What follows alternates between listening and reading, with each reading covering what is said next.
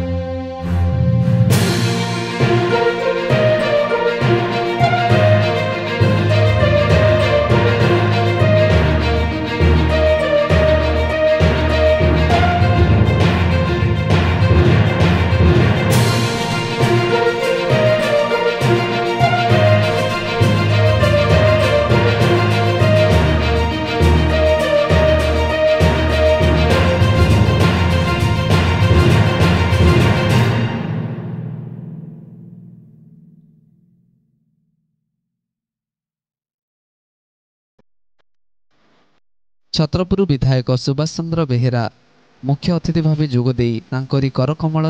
वृक्षरोपण कार्यक्रम समाहित कर विनोद विहार क्लब सभापति तथा सहरर वरिष्ठ नागरिक विश्वनाथ साहू, पूर्वतन विधायक अशोक चौधरी, वास्तुशास्त्र विशेषज्ञ कृष्णचंद्र महारणा, ए रावणा राव, के हृषिकेश राव, कला विकास केन्द्र संपादक